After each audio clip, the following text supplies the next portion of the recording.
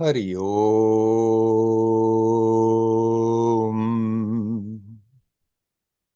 Hari Om.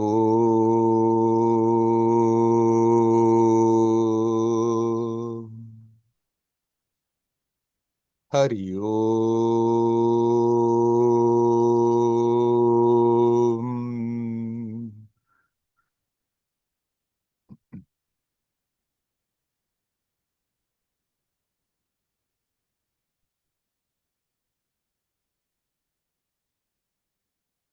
Hello, my friends.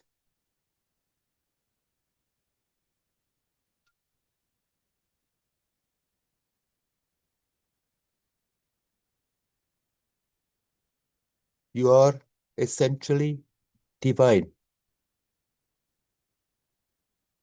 That divinity cannot be polluted, cannot be touched, cannot be destroyed.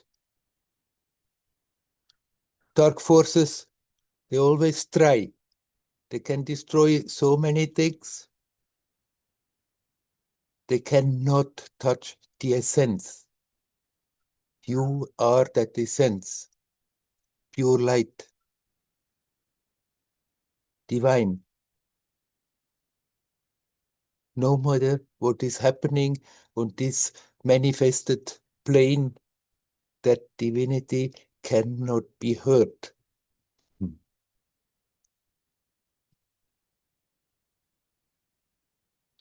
I just got the message from Anat from Israel. They have been called to the shelters already repeatedly. Right now they are in the shelter because again the war has started. The planes are flying overhead. People are in the shelters afraid.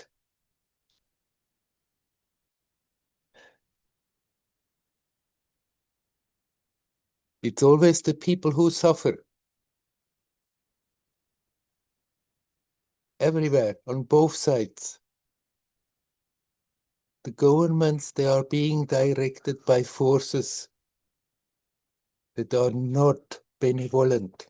They don't want the good for people.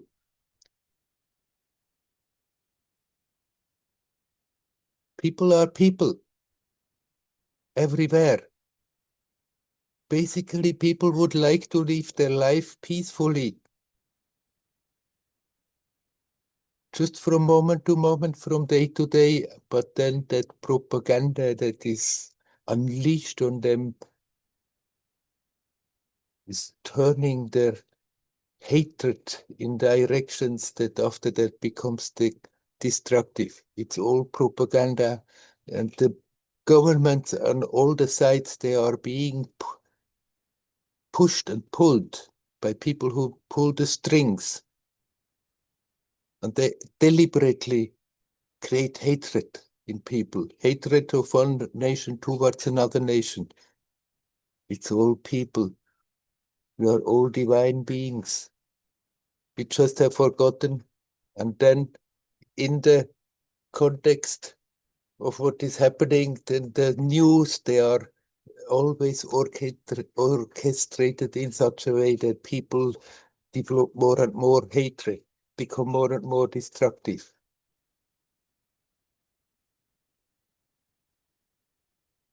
It's a very small portion of humanity who is behind all that and is really trying to create chaos in the world to gain even more. They have already nearly everything. They want more. They want total control.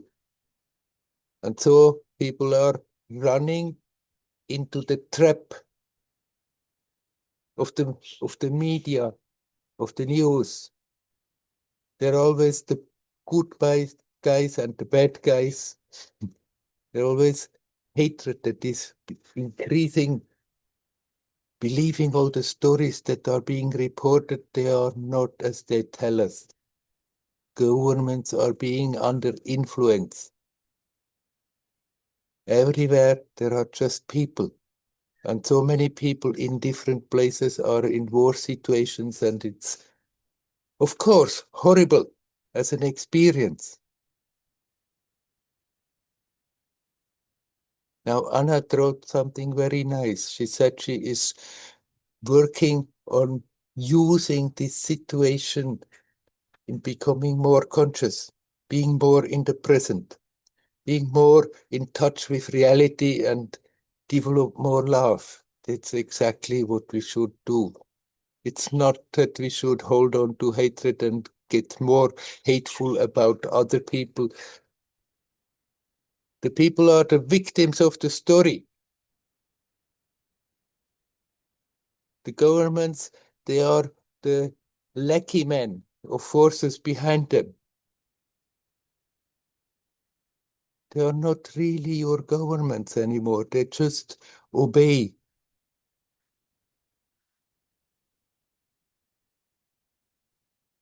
And people are the ones who suffer. So many places are being destroyed. The way of not being a victim is not fall into the trap, putting the blame on another nation, putting the blame of another ethnic group. People are people, divine beings, coming to this world to learn, to grow. And then in this particular time, it's so tremendous how everything is influenced on a material level to create chaos, to create destruction. And the way of not being a victim of it is to turn the attention back, become aware, no matter what is happening, there is always that pristine divinity that cannot be touched. Bring the attention back to that sense of presence that is there, unpolluted, no matter what is happening.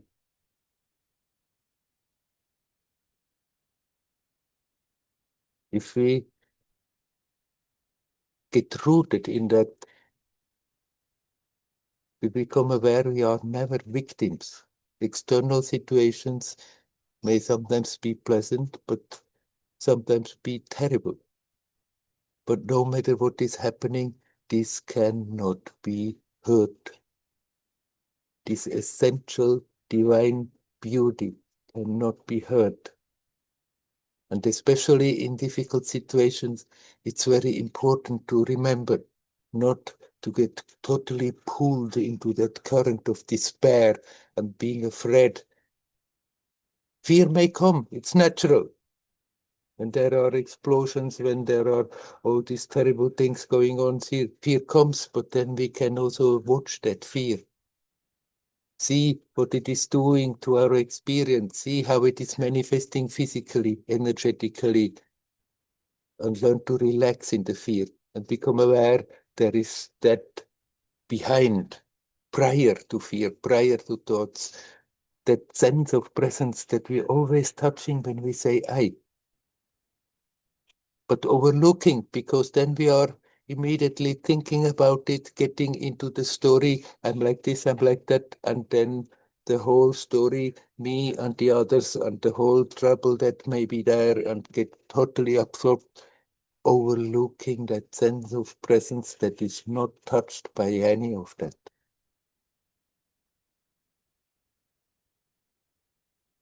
This world is temporary. We just came temporary in this world, projecting an aspect of ourselves. That divinity is never really incarnated, but projecting an aspect into this time space, into this world to gain experience. And no matter whether the experience are pleasant or unpleasant, this divinity is not touched. You are that. You are not this vulnerable person. This is just a temporary, momentary role that you are playing. So even in the midst of a situation of war and destruction, we can learn to bring the attention back to that which is not affected. And then no matter what is happening, it makes our experience grow and then unfold. And that's what we came for here.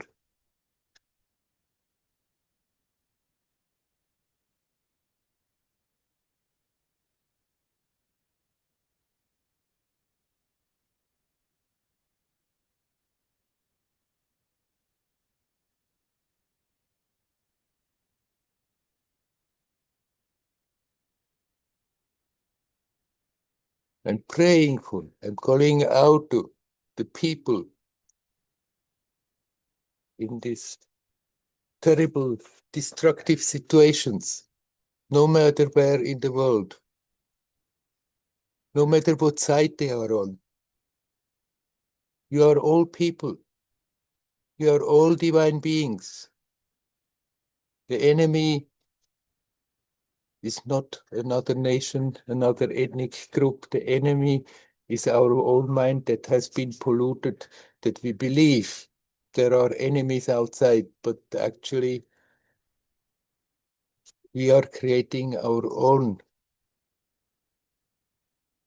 terrible situation by believing in it, identifying in it with it, and then people totally identify, they do terrible things to each other and believe that is right. It's good to do so. If we learn to step back,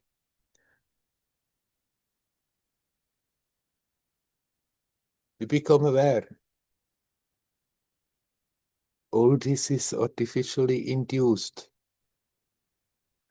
Our true nature is pure love, pure energy, pure consciousness.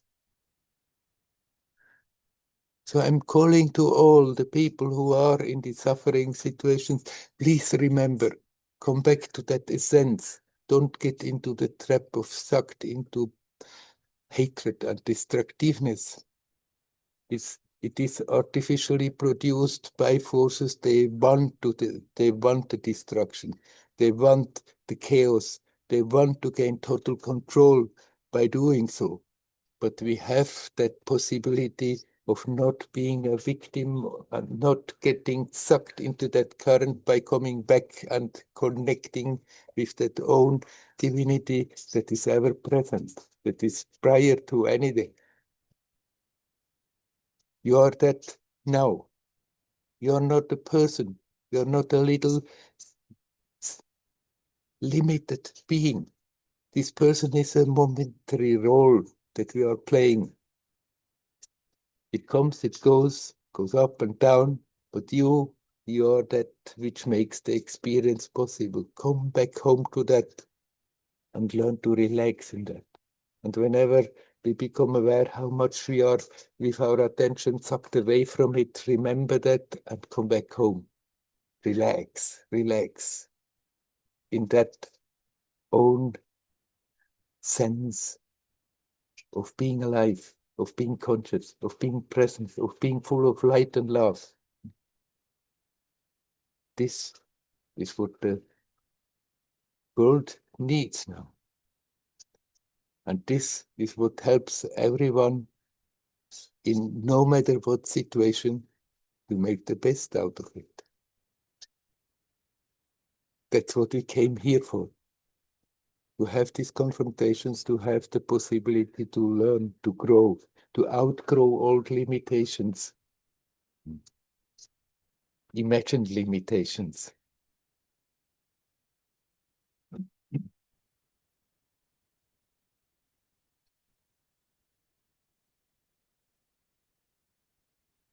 The more people are turning the attention back to that divine essence, the more it is sending out a peaceful, joyous message on this level.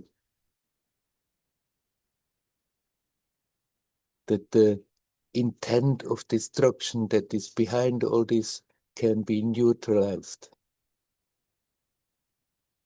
The more we are getting sucked into the current that these forces try to suck us in, the more we become full of anger and hatred and think we have to go and destroy and be evil. But we are not evil. Essentially, we are prior to that, ever pure, ever divine. Come back home to that. Learn to relax in that, no matter what is happening.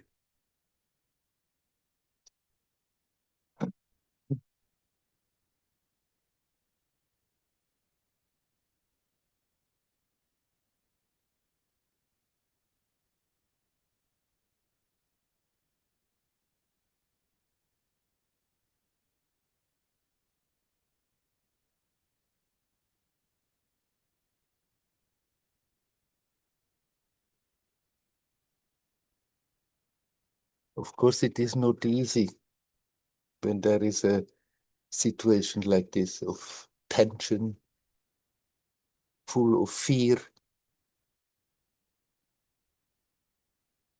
The pull is so strong to join into it. Get sucked into despair or then anger and hatred. But we can always remember again and again, let's not be a helpless victim of that destructive force. We can step out. We can turn the attention back. And even if we are not very successful, already the attempt makes all the difference. Already that we are not blindly getting pulled into that current of destruction. The very attempt to connect with the essence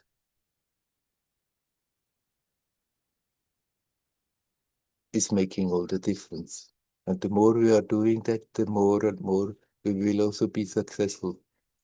That it happens that no matter what is happening, your attention is simply being pulled in the present. And you let go and you relax. And you are at ease, at peace. And deal with the situations as they come. Let them go as they go. But then out of habit, the mind will come again and we are sucked into the stories, worry and getting all tense and all overwhelmed. And when we become aware that that is the case, we simply remember, turn the attention back to the source, to that which makes the experience possible, that sense of presence, that which we so totally experience from moment to moment, to be conscious, to be alive. Now we can come back and connect with the essence of that, with the purity of that, and learn to relax. And then we are fulfilling the purpose why we are here, why we projected into this crazy world, why we took that jump to go for the human experience, because there is a great possibility in it to learn to connect with that what we are in spite of our worst situations.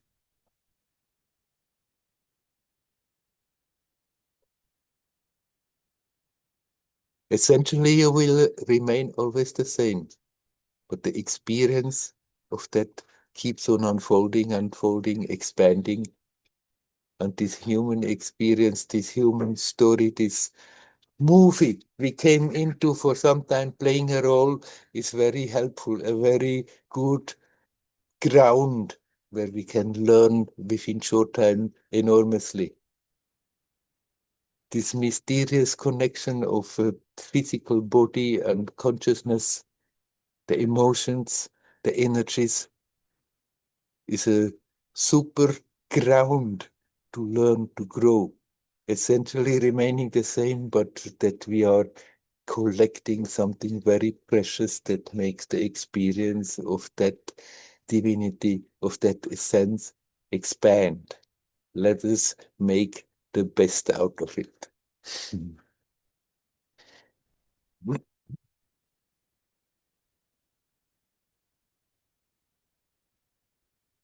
All right. And now I'm coming to a bit less dramatic matters. Maria has written to me that in the wake of recently, I was talking about food, but that it is not so important exactly what we eat, but more that we learn to listen to the body, that we become more aware what is right and what is wrong when we listen to the body. And she wrote me, she's doing that and it works quite well. But there is one thing, there is that craving. Although basically the diet has adjusted to what she feels is good for the system, there is that craving then to eat more than is necessary. What to do with the craving? And actually, it's about all cravings, not simply the craving for eating. There, we are confronted with it day in, day out, because somehow we have to eat.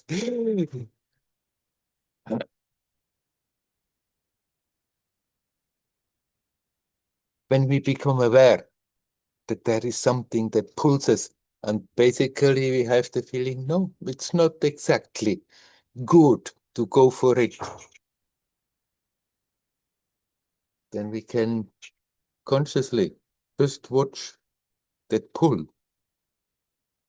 a pull to do things of which we think it would be better, most probably better not to do. And if that observation is enough that we can just let it go, then great. If we become aware, okay, but that pull is there, insisting, we can also decide, okay, I'm going for it, but I'm going for it very consciously. I'm doing what that craving wants me to do, and what my better knowledge says it's not so good to do, but the pull is strong, so I'm going for it, but not blindly, not as a victim. I'm going for it consciously. And then observe what kicks we get out of it. Observe what sweet and bitter fruits we are reaping from it. Observe, like in this case, the craving for eating more. Observe how little enjoyment we may get out of it to overeat.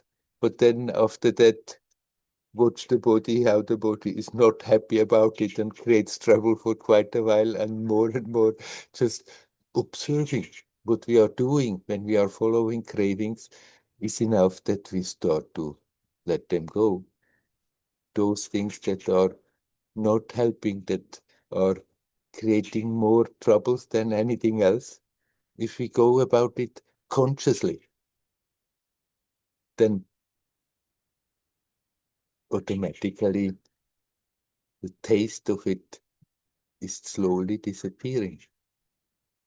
And now I'm again talking not simply of the craving of eating more, but it's all the cravings the same.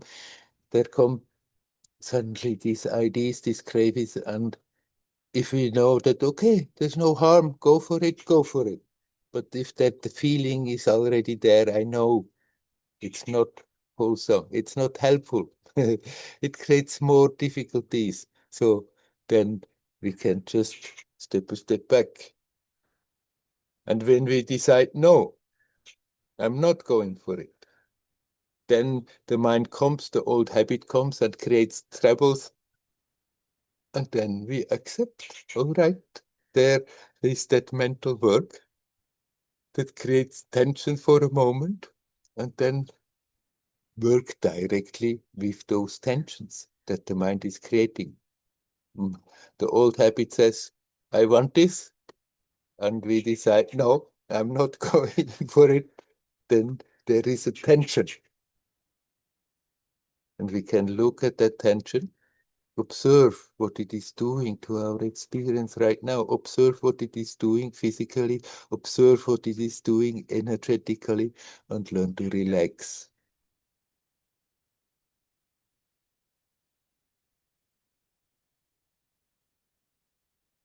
And then become aware we're not missing anything. What we are actually hoping to gain consciously or unconsciously by going for things that seem to give us a kick. What we really are looking for is to feel complete, to feel happy. That is the basic motivation of our actions, our inactions. What you are doing, what you are not doing. Everybody wants to be happy. Everybody wants to be complete.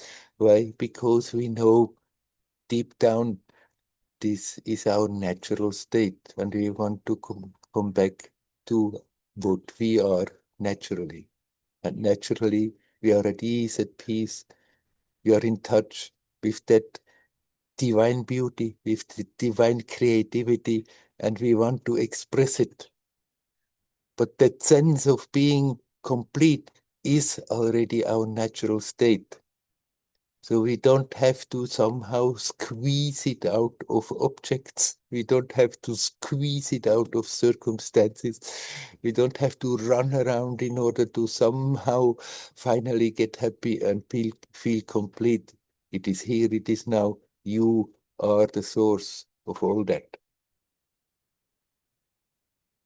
And if cravings come out of habit and try to scramble up our brain, then if we have that presence of mind to see what's happening, then we can step a step back and then consciously decide, okay, if the pull is too strong, so let me go for it.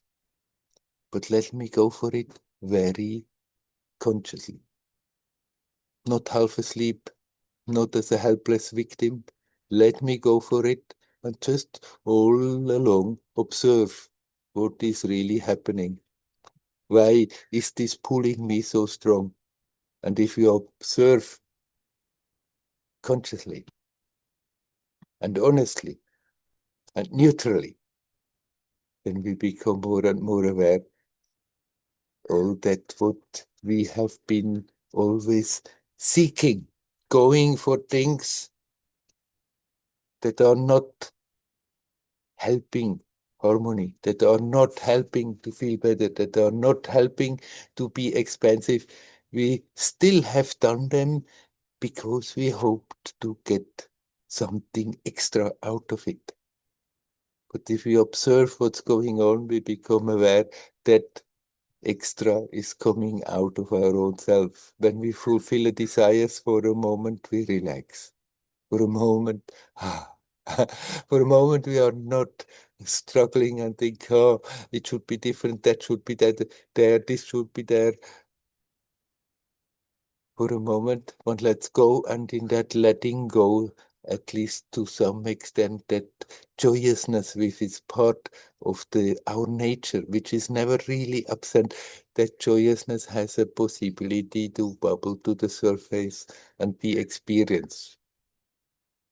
If we observe what's going on when we go for those cravings, then we become more and more aware what we have been hoping to get. When we go for that, that is already there. No need of creating a lot of troubles just to get the glimpse, a kick, a momentary high. Because what we are experiencing in that glimpse, in that kick, in that momentary high, that comes out of our own selves. We have just to learn to connect with that and let go and stop to create all those tensions and barriers. And there, it is there in its beauty and purity.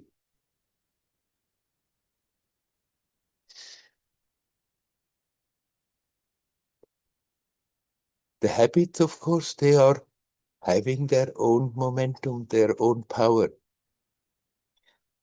If we have been doing certain things in a certain way, the easiest thing is to do it, to continue, do it in that same way, because it's already like a current that is flowing, and then not to go along with that current needs a conscious effort of seeing that this is happening and then consciously not go along with it.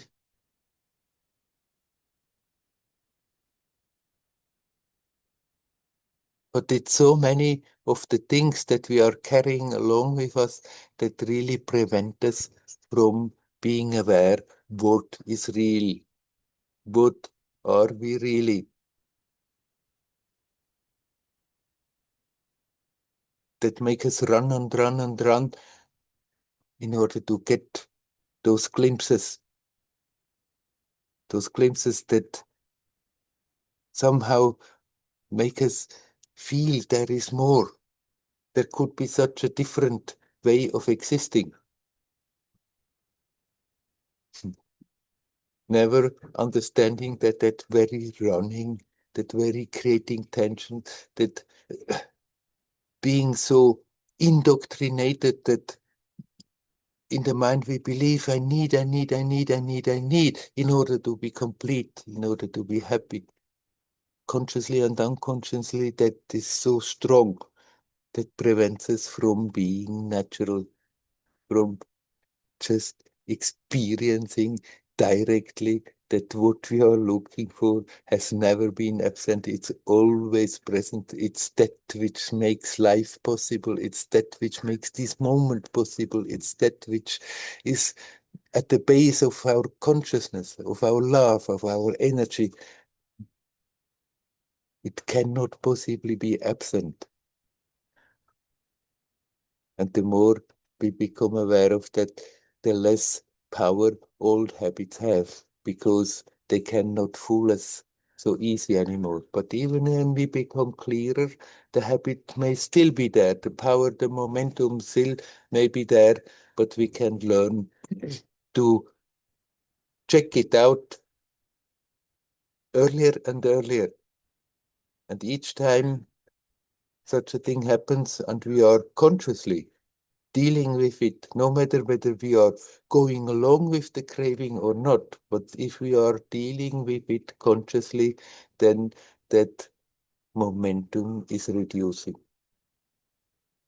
Because it doesn't fool us anymore. It doesn't give us always these 100 promises that we need to do this and do that and this. So many things we need to have this and that and so many things in order to be happy, in order to be complete. The more alert we are, the more consciously we are going through things, the more we become aware all we have been longing for, looking for, is already here. It's in our own self. We need not go after things. And then it becomes more playful to deal with the external world. And if cravings come, then one can playfully say, okay, I'm giving way here, go for it, observe, but not taking it serious. Or one can say, no, I'm not going for it. And then not take it serious either, even if the old habit wants to come and push and hey, yeah, but then we can smile about it and just not go for it. Then we are not more victims. And even if the habits persist for quite a while, we stop being victims of them. Okay, I'm dropping this subject.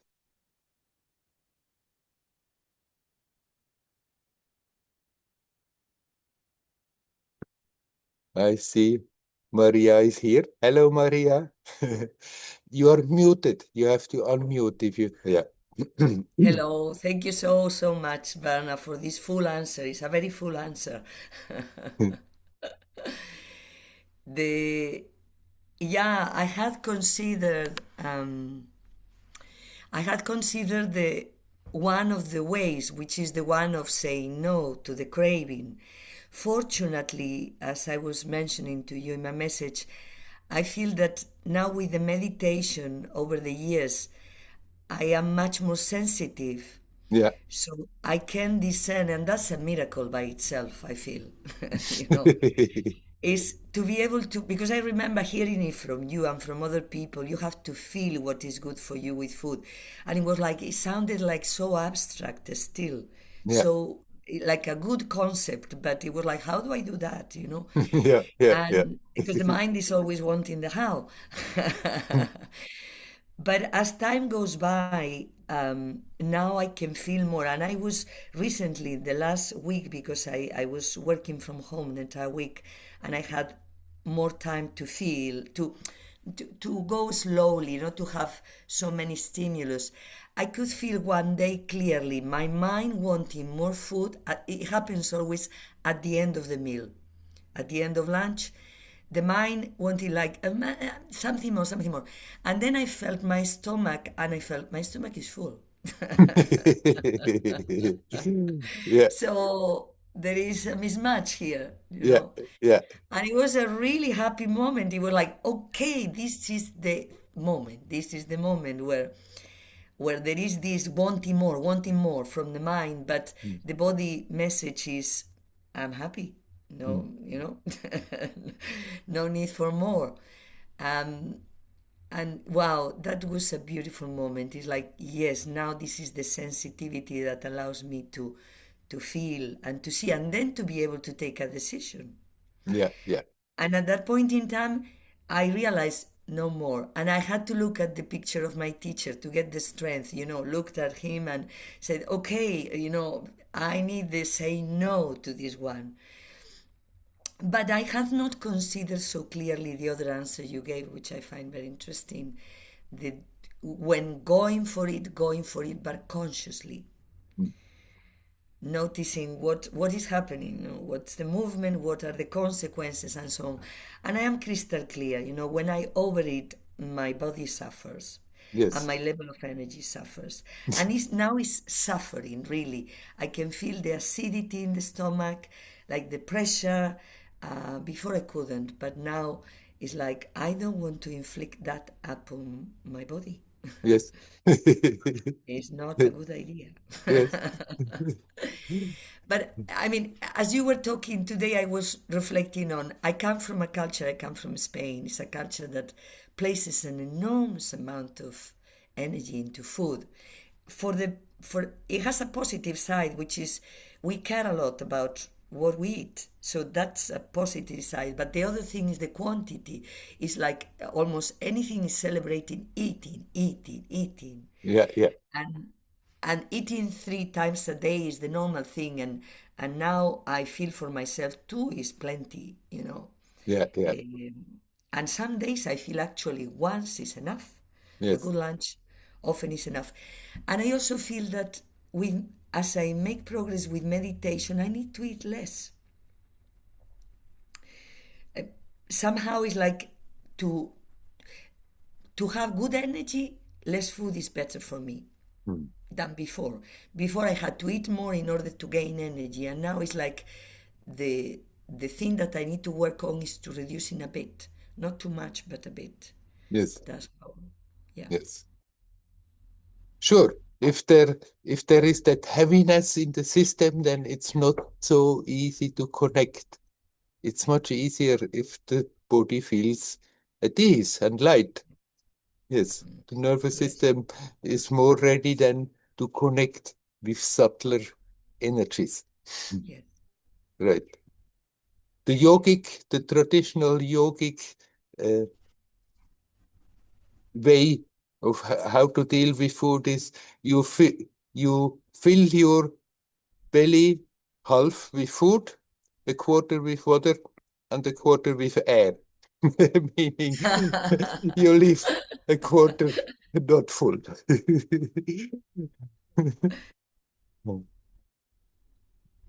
and that's the moment when I feel the emptiness. And this is, I mean, this is the point where is towards the end, if the stomach doesn't feel full, it's as if the mind just keeps eating, keeps Yes. wanting to eat. And so that helps a lot. I mean, it helped me a lot when I heard you, I think it was last week, when you were saying that I don't know whether you said that you didn't eat much, uh, that basically the message was it helps me to connect with these subtle energies. Um, that was a new thing for me to hear that. Yeah. But I can definitely feel that now, feeling my body light and the stomach not full, not coming to the fullness, is very beneficial. And as you were talking, I also was thinking that there are 3 points I need to work on. One is the shopping. Is when I'm already shopping these days, I realize I buy more food than what I need. It's like the work is reduction, reduction. And the other one, when I'm cooking, the same thing. I'm still going by the old, is what you were talking about in the last part of the answer, is the push is to carry on doing what I used to do before. And before I used to eat more. Yeah. I also had more weight. Um, and now is at the time of cooking also to be able to say, okay, it's two eggs or one egg, really. Yeah, you know. And then the third point is the moment of eating. Yeah. It's like Yeah. the shopping, the cooking, and the eating is where if I, yeah, I feel more confident now that if I am more conscious, I will be able to, yeah, to be a bit more cautious Right. about that. And it's the same with all the other things, not simply food. Yeah, That yeah, there are all the other cravings there that somehow promise to bring something, but actually, if we analyze, if we observe, it's not bringing anything. What we are looking for is already here. We don't have to get it by doing this or doing that. Hmm. yes, thank you. The empty, yeah, I mean, I really appreciate that last part of the answer when you were talking about what we are looking for is to feel complete and happy. Um, I just find that there is that moment of emptiness, a feeling of being empty, that I seem to find very challenging to deal with Hmm. without having to do something or eat something or talk to somebody or, that empty. Yeah. Yes, because from the mental standpoint, it sounds then a bit boring, like not having any entertainment, not having any gratification from somewhere to just let go. Then, yeah, but then so what? It's boring, it's dry, but it's just a period. It may also feel like that.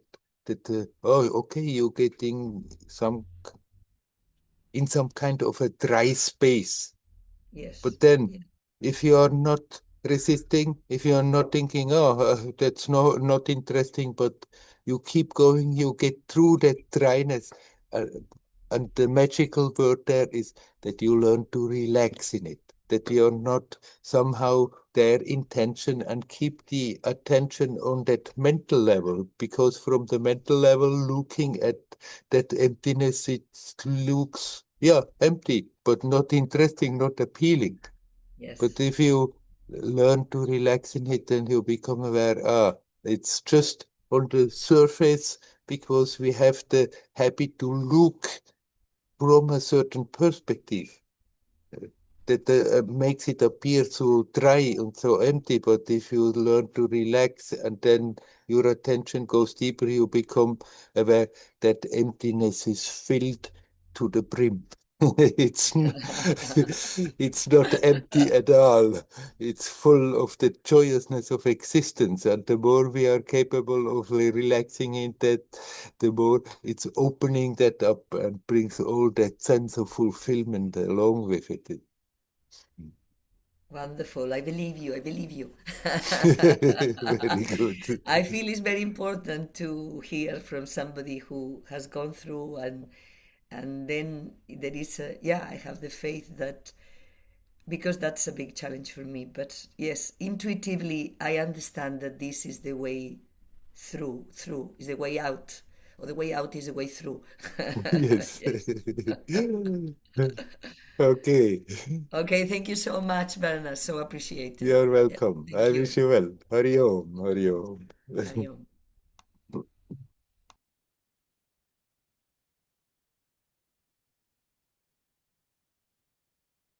Is there anybody else who would like to come in? You're welcome to do so.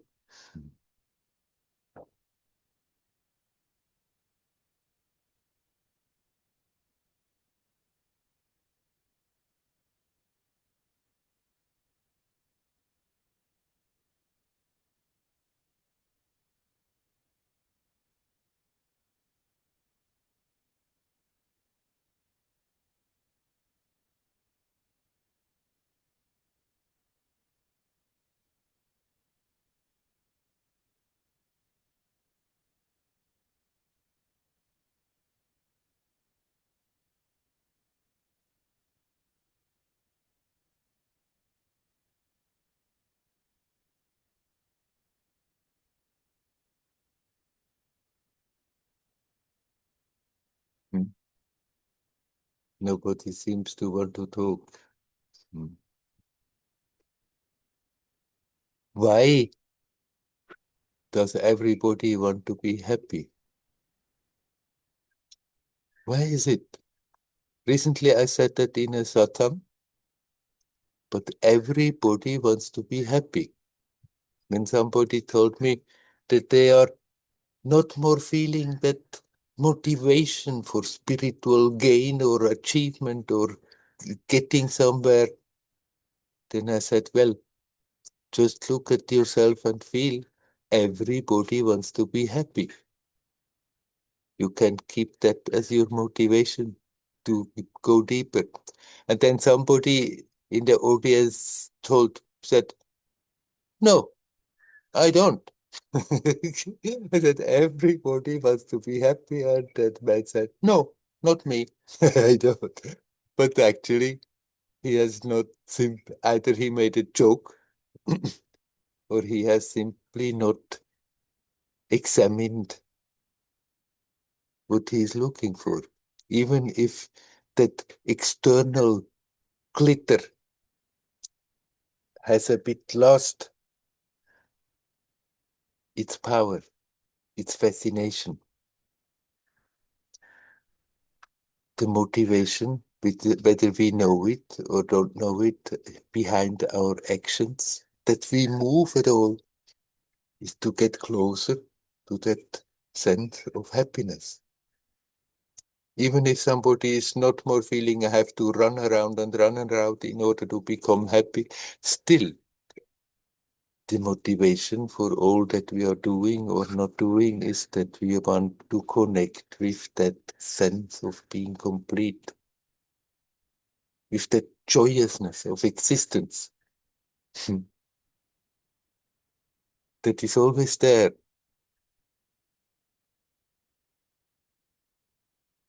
It's natural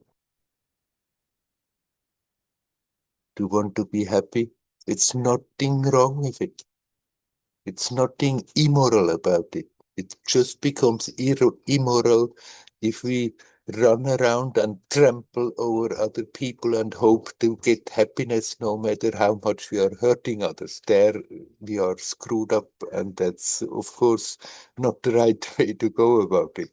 And unfortunately, it's very common. But it's because we are misguided, because we are not in harmony, in touch with our true nature. But that longing for completion is in everybody, even if they never had that concept, that idea. Everybody wants to be happy. We just have to learn to look in the right direction. And as Maria pointed out, sometimes from the mind, from the memory, from the experience, what is somehow bringing fulfillment, when one starts to let go of things that have been there, that brought a little kick here and there in our life, and we start to let it go, it may feel like, ooh, it's getting drier and drier.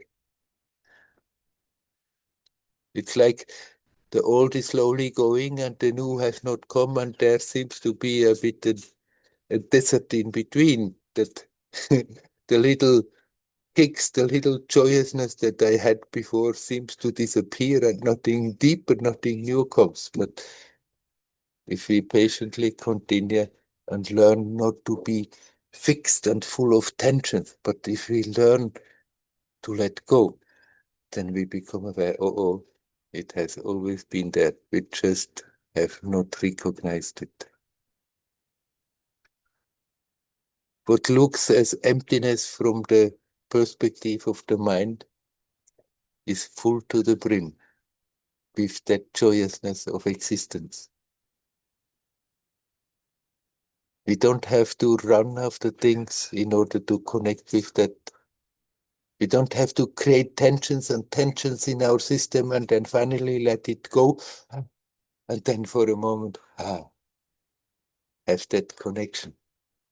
Can learn to relax, let go consciously, And the more we do so, the more that it's like that well is opening up, that fountain starts to bubble up. It's waiting for it, that we gave it a chance to manifest, to express itself.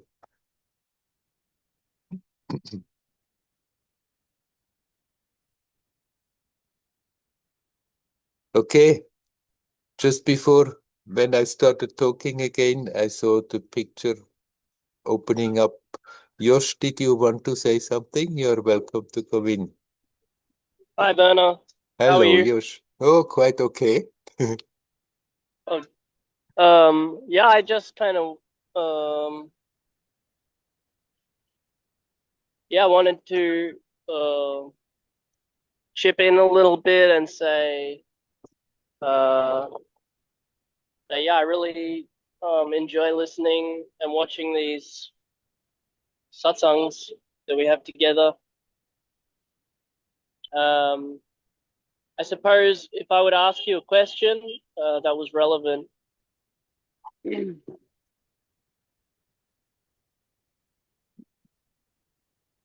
it's interesting. I guess what I observe in myself is that certain things can trigger these moments of like realization.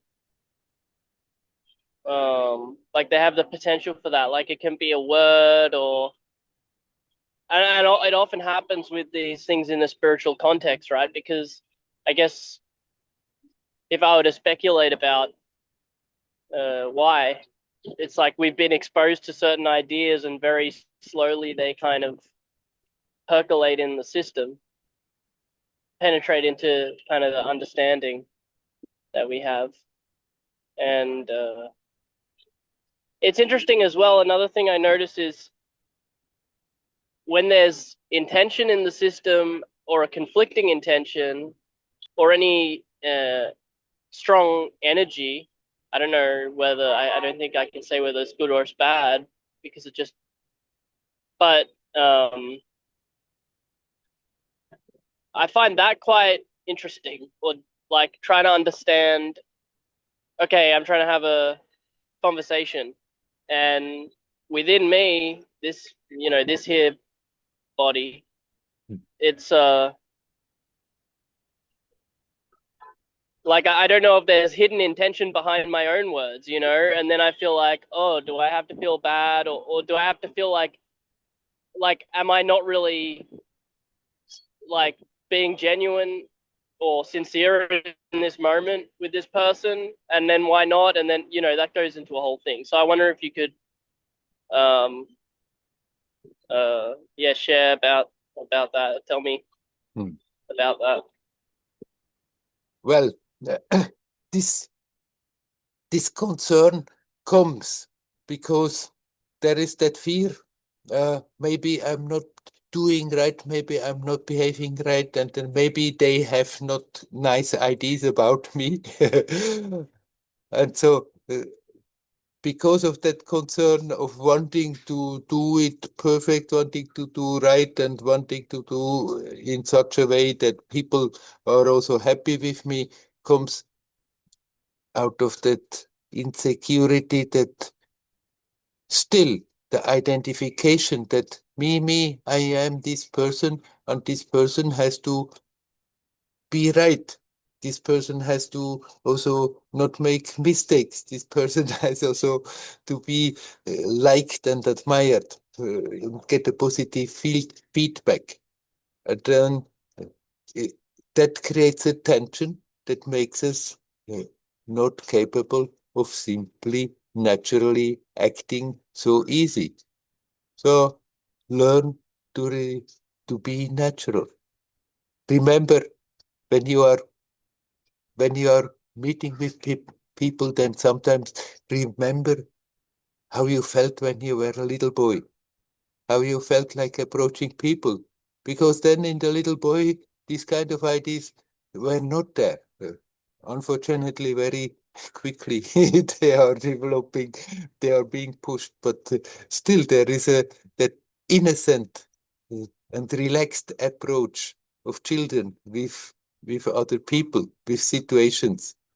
That instead of being concerned, or when that concern is in the mind, uh, am I doing right? Am I not doing right? Is it good? Is it not so good? Then just remember, just come back to that innocence of the little boy and just deal with the situation, relaxed and naturally, without wondering whether you are sincere or not sincere, without wondering whether you're doing the right or not the right thing, but just be alive, be natural, be innocent. And then all those questions, all those doubts that are there, that have been there maybe a whole lifetime, and may come back again and again. But when you see them and let them go like this, then they slowly fade away. And you become more and more, in spite of being an adult, in spite of having an intellect developed of an adult, you become again that natural, innocent boy.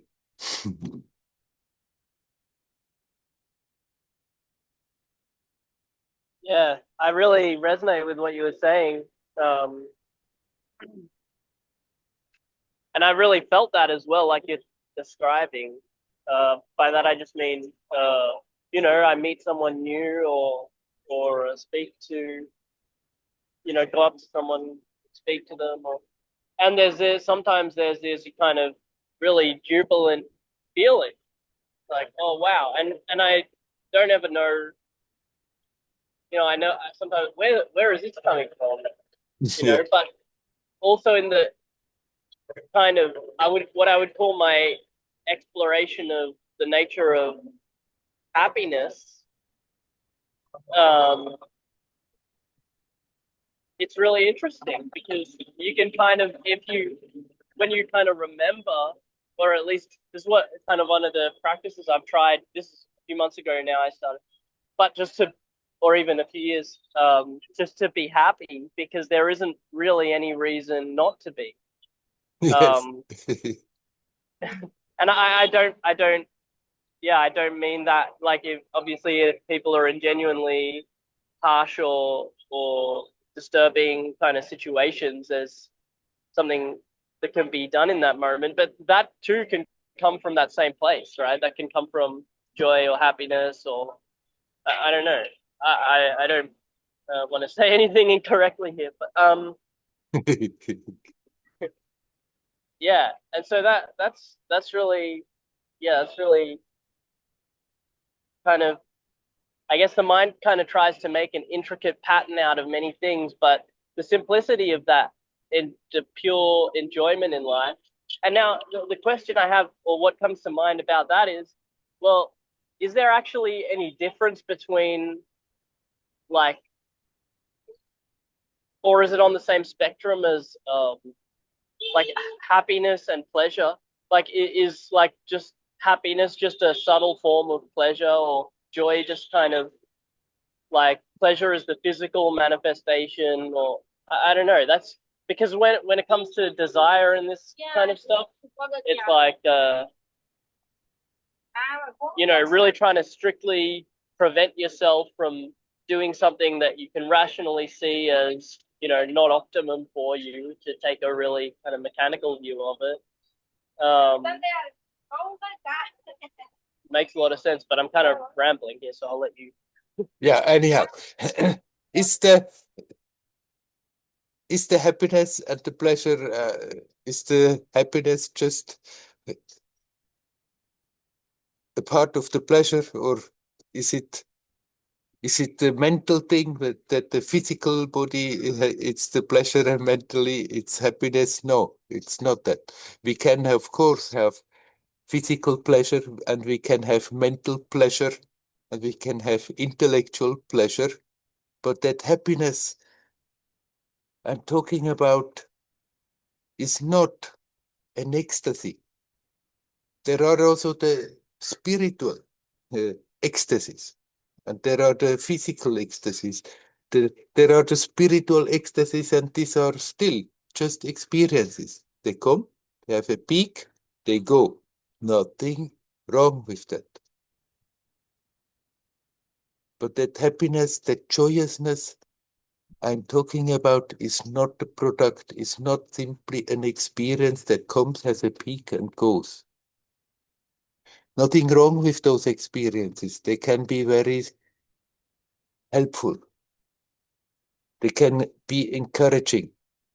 If one has great experiences and remembers them, they can be very inspiring and encouraging to keep going. But still, they are experiences. They come, they have a peak, they go. They are temporary. But the happiness I'm talking about is not temporary. It's not the product of pleasure. It's not the product of experiencing something and liking it. If somebody experiences something that he or she likes, then that sense of happiness has more a chance to come to the surface, but is not the product of it. Simply after that in the mind, in the memory, we identify and think, I was so happy because of this and this and this and this. But if we had observed the moment properly, we would have become aware, okay, I'm finding myself in a situation where I'm not feeling objection to it. I'm feeling happy about it, that the situation is to my liking. So I'm not resisting. And in that not resistance, we are letting go, at least to some degree. And in that letting go, that natural happiness has a chance to come to the surface, but it's there. It's not the product of the situation. The situation has only indirectly had a connection to it because it was then the setup that pleased our mind, that we were not feeling, it shouldn't be like this, that we are not criticizing, why is it like this, why is it like that, why is this happening to me? But the situation was to our liking, and there we are not resisting. And in that non-resistance, we'll relax. And in that relaxation, that joyousness that is there comes to the surface. That is the happiness I'm talking about. I'm not talking about an ecstasy, a perpetual ecstasy. An ecstasy is an experience. It comes, it has a peak, it goes. But that there is something else that I would call a peaceful joyousness, which is simply an aspect of existence. And if we don't prevent it, it's there in the experience on all the levels. But if we are preventing it, it's still there, but we are not aware of it. We block it with our tensions, with our mental activities, with so many layers of thoughts and indoctrinations and conditionings that we have put on top of it, that it's difficult to reach. But actually, it's not difficult. We simply also, that's another of our obstacles. We are thinking it's difficult, and that's why it is difficult. But actually, all we have to let is to let go. And we are right there. And becoming aware, this happiness is pure, it's pristine, it's original. It's not created by the circumstances. It's not created by certain things that are pleasing, that create pleasure, physical pleasures or mental pleasures. It's not the creation of that, but it's simply there as an aspect of existence prior to all the stuff that we can think about, prior to all the stuff that we can think about that could make us happy. That happiness is already there, but I would call it a peaceful joyousness. And the experience of that can become stronger and stronger as we are getting more and more rooted and learning to let go, learning to relax more and more. The more pronounced that peaceful joyousness can come and be consciously part of the experience.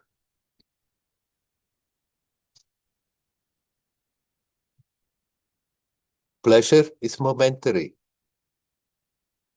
It tickles the senses, it tickles the mind. For a moment we let go, and in that letting go, we feel happier, naturally, because there the attention gets closer to the source of happiness. But it comes, it goes, it's dependent on the circumstances. Sometimes it works, many times it doesn't work. If it works, we feel happy. If it doesn't work, we feel not happy. But that peaceful joyousness is never absent, independent.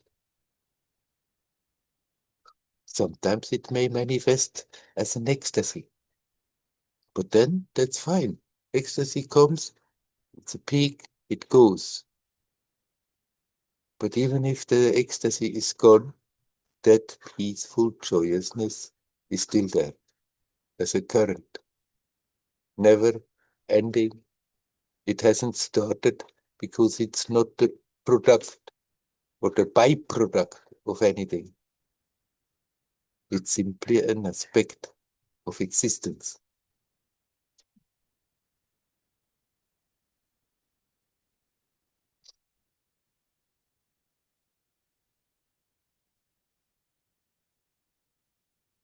Okay, I'm finished with the subject right now, and it seems you're choosing also. So then I'm asking, is there anybody else who would like to come and say something? You're welcome. Hello, Andreas. Hello. Is there a difference between the body and form? Like that, as I understand it, sometimes the word form is used as a synonymous for the body, but it can have a wider meaning, right? You asking whether there is a difference between the body and form? Yeah. Yeah. In the way it's used as a word that like I'm not sure, but as I understand it in Buddhism, it's like if the Buddha says body, he's just using it in like a colloquial sense, like everybody else is using the word body. And form is more that the mental concept of the body in a way that we hold, and it can be used for other forms too, like the German word Gestalt. Yeah. So can you say something to that? Of course, our body is also very much the way we perceive it and hold on to that perception. As even physical matter is not really solid. So it's not simply a body that is given and that's that, but still we have been having the habit of animating that body for a long time, so we feel very familiar in it, and we have our own idea how the body is, and that holds it very much together, the way it is. But then it has its own level, its own karma. You can say that sometimes that there are diseases that we definitely have not deliberately produced. But the more you can then just not fixate on those things that we don't like, but you can stay with that simple, natural expression. Accept the body is there. I'm not the body, but the body cannot be apart from me. It's an expression. But if then you can hold on to that form as in purity, as healthy, then it has also the tendency that the body on this level is very much influenced by that. So there is a body simply on the physical level, which in itself is not really as physical as we thought. And then there is that body ID we have. And some people are not caring about that body ID at all, so they're holding very little, and it's very difficult for them to influence, and they just accept everything is destiny, what happens to this body. And then there you can become more aware that the body in itself is an ID, and we're holding on to that ID, and that keeps it going, that keeps it in the same kind of structure. And if we are more aware of it, then we can also more relax in that also this has a good influence from that level of the body form for in the mind to the physical body. And when you speak like about this idea of the body, then you would use the term form. What I'm using the term for? No, the term form. Form. Is I have when now sort of made a synonym in my thing of the two, the idea of the body and the form.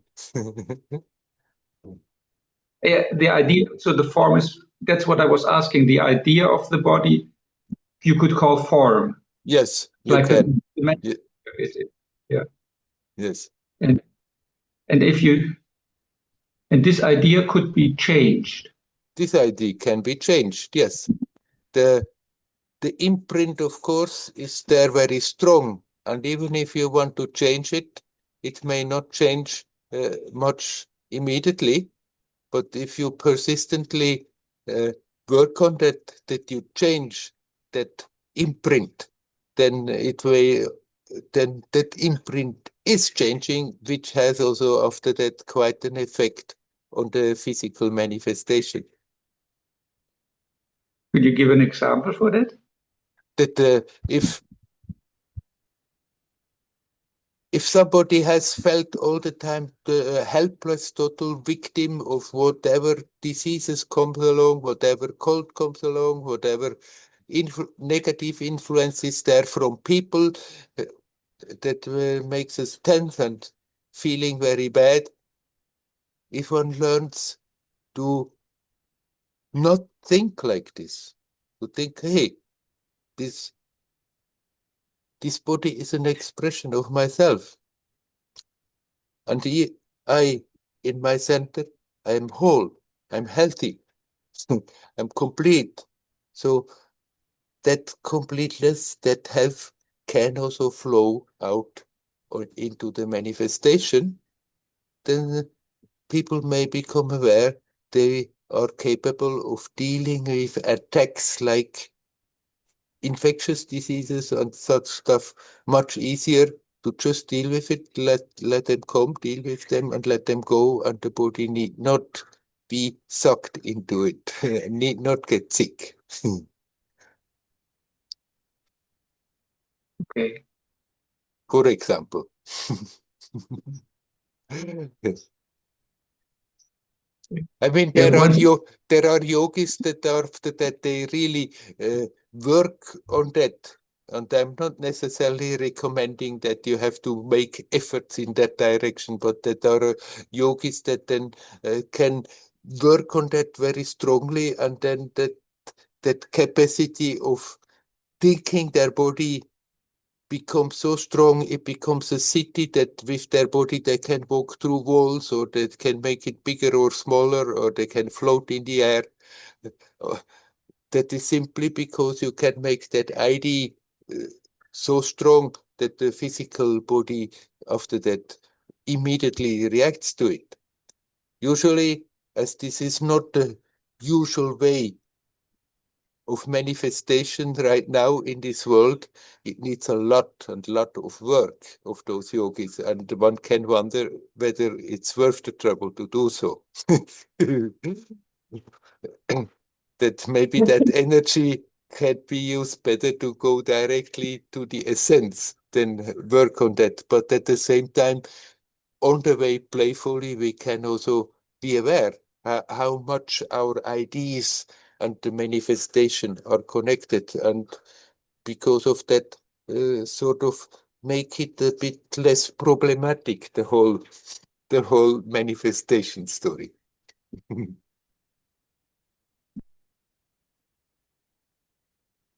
Yeah, thank you. Okay, leave it at that. I hope.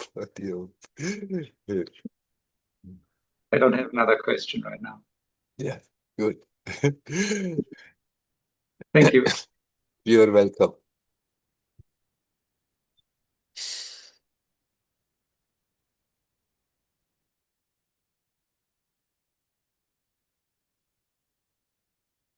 What we have touched here, that relationship between our thoughts and the physical manifestation, that is something that is very strong. And we are most of the time not aware of it. When that awareness comes, then people are tempted to try to be busy to form the external situation all the time and manifest. It's very popular in modern types of spirituality than that you manifest, that you become more of a manifester of your story. If you want to go for that one, you can, but one can wonder whether it's worth the trouble. At the same time, I would recommend everyone that we basically put a positive attitude in the current of our life. Instead of being afraid of things that may happen, instead of being worried about things that might happen, that we basically put a very positive current into it, but then don't worry too much about the details. Even if we are capable of shaping our circumstances more and more, with a lot of input, with a lot of effort, then mentally we are still the way we are. We may still be equally attached to that me personality, simply have added that ID. I can now influence the external more with that mental influence. That's why in most of the spiritual schools, rather they warn, don't go for cities, don't go for powers. It leads you astray instead of becoming aware of that which makes the experience possible. We just create more fascinating possibilities of experiences and then can get quite lost in that instead of using that energy, using the possibility, using moment to moment to turn the attention right back to the source, because this is the jackpot. The other ones, they are just little trinkles one can collect. But why not bring it right straight to that which matters most? So that's why it's discouraged to go too much into experimenting with that, but at the same time, we can just be aware that our manifestation is also an expression. That means it's very connected, the way we think about it, we feel about it. And being aware of that, we can also on the mental level learn to relax and just basically send an energy of well-being. On this level, that will also influence the circumstances without we are going to try and just shape and shape and shape and do things. And that makes it easier to be relaxed enough that we can bring the attention back to the self. The more we create tensions in the external situations, the more we have the tendency to be overwhelmed, to be completely absorbed into it, instead of being able to relax in the situations. And relaxing in the situation makes us able to bring the attention back to the source.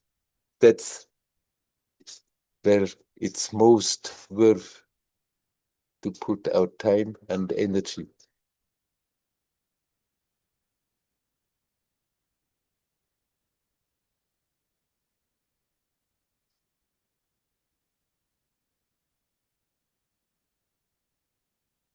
That's what we have come here for. To go into this game, to lose the memory of what we are, and then in spite of not remembering, learn to deal with the circumstances in such a way that they help to bring a harmony, enough of a harmony that we can come back to remember of what we really are.